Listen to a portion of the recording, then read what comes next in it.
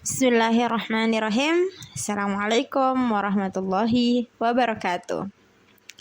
Hamdan wa syukran lillah, wassalatu wassalamu ala rasulillah, wa ba'd. Tullabi wa talibati, kaifa halukum? Semoga semuanya dalam keadaan baik-baik saja dan semoga semua dalam lindungan Allah Subhanahu wa ta'ala. Insyaallah kembali lagi kita bertemu pada kesempatan kali ini dengan pelajaran yang sama, yaitu fikih dan pembahasan yang berbeda. Setelah sebelumnya kita belajar tentang pernikahan, apa itu pernikahan, bagaimana syaratnya, bagaimana sah atau tidaknya, dan lain-lainnya. Sekarang kita masuk ke perceraian, lawan dari pernikahan. Yang nantinya kita akan pelajari pada bab ini adalah hal-hal yang berhubungan dengan perceraian. Ada yang namanya fasakh, ada istilah iddah, ada istilah hadanah, dan ada istilah rujuk. Apa itu perceraian? Perceraian secara bahasa berasal dari kata itlaq yang artinya melepaskan. Makanya di kata yang lain atau terkadang kita mendengar kata perceraian itu dengan kata talak. Nah, karena dia memang berasal dari kata itu. Talaqa yutalliqu itlaqan. Ya. Kemudian secara istilah adalah melepaskan ikatan pernikahan atau merusaknya hubungan pernikahan dengan menggunakan kata-kata.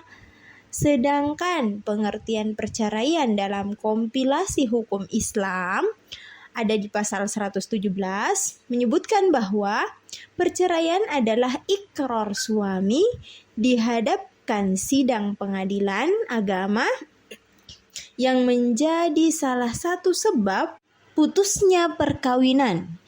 Kalau kita telaah secara mendetail, ini sama dengan pengertian yang sebelumnya tadi secara istilah. Dasar hukum perceraian.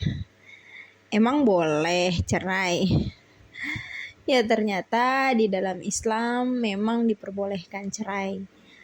Buktinya Allah Subhanahu wa ta'ala berfirman, Ya ayyuhan nabiyyu idza tallaqtumun nisaa fatalliquhunna li'iddatihinna wahsul 'iddah wattaqullaha rabbakum la tukhrijuhunna min buyutihinna ila akhiril ayah. Nabi pernah Allah Subhanahu wa ta'ala berfirman, wahai Nabi, apabila kamu menceraikan istri-istrimu, maka hendaklah kamu ceraikan mereka pada waktu mereka dapat menghadapi iddahnya yang wajar, dan hitunglah waktu iddah itu serta bertakwalah kepada Tuhanmu. Setelah tadi dibahas tentang ayat Allah tentang perceraian, nah kita akan membahas apa maksud dari ayat tadi. Ternyata hukum perceraian itu makruh. Ya, Nabi SAW bersabda, abghadul halali indallahi at-talaq. Hal yang paling dibenci, aku benci adalah hal yang halal, hal yang dibolehkan oleh Allah, tetapi paling aku benci adalah talak. Jadi menurut hadis ini pengertian atau hukum perceraian itu makruh. Akan tetapi hukum ini bisa berubah dalam kondisi tertentu. Misalnya perceraian itu bisa jadi wajib. Kapan? Kalau antara suami istri ini sering sekali bertengkar dan tidak ada solusi yang baik. Kalau mereka tetap mempertahankan pernikahan, maka yang ada adalah kezaliman atau bertengkar terus gitu. Dan yang kedua, bisa jadi haram. Nah, kapan dia haram? Kapan pernikahan ini haram? Jika mendatangkan mudarat dari kedua belah pihak. Ya, misalnya mungkin ya bisa jadi mereka masih saling suka. Kemudian ada pihak ketiga yang memaksa untuk bercerai. Nah, setelah mereka bercerai, mungkin bisa jadi mereka tetap bertemu atau anak-anak mereka terlantar dan sebagainya. Nah, ini apalagi namanya? Hukumnya perceraian di sini adalah haram. Ya, selanjutnya rukun dan syarat talak.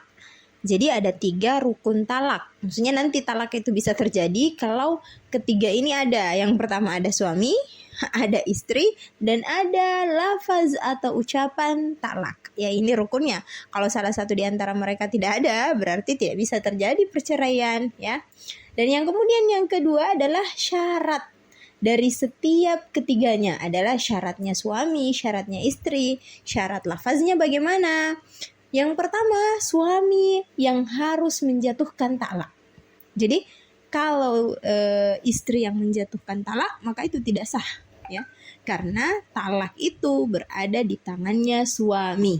Ini ada hikmah besar yang Allah berikan kenapa ucapan-ucapan sakral seperti ijab kabul, talak, rujuk, ini hal-hal yang sangat sakral yang kata Rasulullah, hazluhun najid, wajidduhun najid. Maksudnya meskipun dia bercanda, dia tetap jatuhnya sah, ya.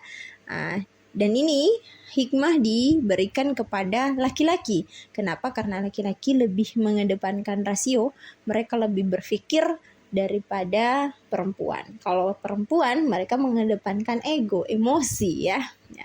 Makanya kalau seandainya saja talak berada di tangan perempuan, maka bisa jadi seorang suami akan ditalak 10 kali dalam sehari, ya. Oke, kembali lagi. Yang si suami yang menjatuhkan talak ini ada ikatan pernikahan yang sah dengan istri. Ya, tidak mungkin kan menceraikan istrinya orang atau menceraikan yang belum jadi istri. Nah, yang kedua, si suami harus balik, berakal dan tidak dipaksa. Nah, ini juga masuk ke dalam syarat nikah otomatis, ya. Kemudian istri, bagaimana syaratnya? Ya, yang sah mentalak dia, yang boleh mentalak dia adalah suaminya, bukan suami orang lain, gitu kan, ya. Kemudian ucapan talak ini harus jelas dan dimaksudkan memang untuk talak. Nah, kemudian macam-macam talak. Ternyata talak ini bermacam-macam. Yang pertama, ditinjau dari segi ucapan. Kalau talaknya diucapkan dengan lisan, maka ada 2. Ada yang sarih atau jelas. Misalnya kata-katanya jelas sekali. Contoh misalnya, saya talak kamu. Nah, ini adalah perkataan suami yang jelas. Kemudian ada kata sindiran. Ya, sindiran ini biasa, ya, dia tidak menggunakan kata talak sesungguhnya, tetapi dia menggunakan kata kiasan, ya. Misal contoh nih, saya akan memulangkan kamu ke rumah orang tuamu, gitu. Nah, itu biasanya sindiran, ya. Yang dimaksudkan adalah kalau dipulangkan ke rumah orang tuanya itu berarti cerai, gitu. Kemudian ada talak dengan tulisan, ya. Bisa. Ya, misalnya dia kirim surat, atau ya yang kerennya sekarang lewat chat, bisa jadi, ya, diputuskan lewat chat, ya, ditalak, diceraikan lewat messenger, gitu. Nah, kemudian yang ketiga, talak dengan isyarat. Adapun jenis talak dengan isyarat ini hanya berlaku bagi orang-orang yang tidak dapat berbicara, ya, atau tidak bisa menulis. Nah, kemudian ditinjau dari segi jumlahnya. Ada istilah talak 1, talak 2, dan talak 3. Dan ada lagi macam talak yang lain, yaitu ditinjau dari segi keadaan istri. Ada talak sunni dan ada talak bid'ah. Talak sunni ini adalah talak yang dijatuhkan kepada istri yang pernah dicampuri ketika istrinya dalam keadaan suci dan saat itu ia belum dicampuri.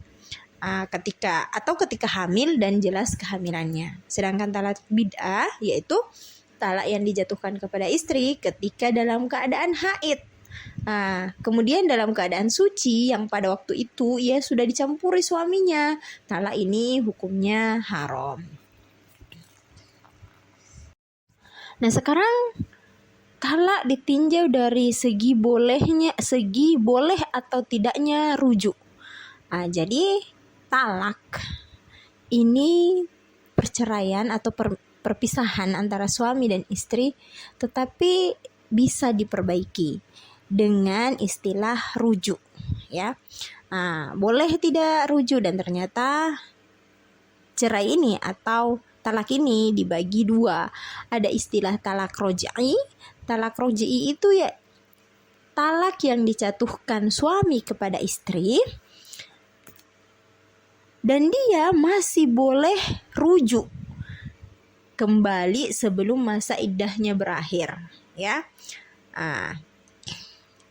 Talak ini boleh 2 kali, ya. At-talaqu marratani fa imsakun bima'ruf aw tasrihun bi ihsan. Jadi talak roj'ah ini adalah talak 1 dan talak 2. Ya. Kalau misalnya masih talak 1 dan masa iddahnya belum berakhir, jika suaminya mau rujuk ya silahkan. Kalau misalnya talak 2 dan masa iddahnya belum berakhir juga, maka dan suaminya masih mencintai istrinya misalnya, ya dia boleh rujuk lagi. Nah, sekarang ada yang kedua adalah talak bain. Talak bain ini dibagi menjadi 2, ada talak bain kubro dan ada talak bain sugro. Talak bain kubro yaitu talak 3, ya. Yang Allah Subhanahu wa taala berfirman, fa in talaqaha fala tahillu lahu mim ba'du hatta tankiha zaujan ghairah. Jadi talak bain kubro ini atau talak 3 ini, kalau misalnya ada suami yang mentalak istrinya dengan talak 3, maka dia tidak boleh lagi rujuk sebelum si istri menikah dengan laki-laki lain kemudian bercerai dengan laki-laki tersebut, ya. Nah, ya itu syaratnya. Dia tidak seenaknya mau rujuk begitu saja seperti talak 1 dan talak 2, ya. Kemudian yang kedua ada istilah talak bain sugro. Talak ini menyebabkan istrinya tidak boleh dirujuk, akan tetapi ia boleh dinikahi kembali dengan akad dan mas kawin yang baru. Ya, tidak mesti harus dinikahi terlebih dahulu oleh laki-laki lain, tetapi dia harus nikah kembali, akad yang baru, dikasih mahar yang baru, begitu. Talak bain sugro ini adalah talak 2 yang telah habis masa iddahnya. Contohnya ada perempuan atau istri yang ditalak dan talaknya ini ternyata sudah talak 2. Berlalu masa iddahnya. Masa iddah kan sekitar 3 kali quru, ya, 3 kali suci. Nah, ternyata sudah lewat. Barulah si suami menyesal mau kembali lagi ke istrinya.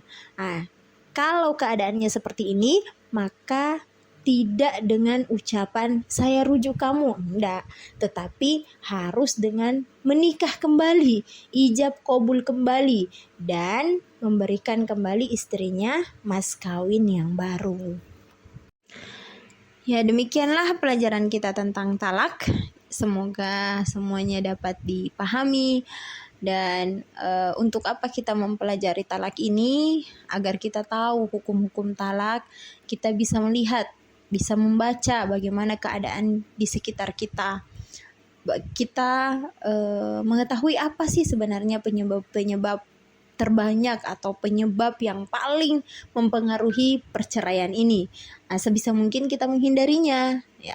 Kemudian kita mengerti apa sih dampak negatif dari perceraian ini, ya. Coba kalian mencari tahu, ya, kira-kira dampak perceraian dalam kehidupan kita ini apa gitu, ya. Kenapa sampai hukumnya makruh gitu, ya. Oke, semoga bermanfaat. Subhanakallahumma bihamdik, asyhadu an la ilaha illa anta astaghfiruka wa atubu ilaik. Assalamualaikum warahmatullahi wabarakatuh.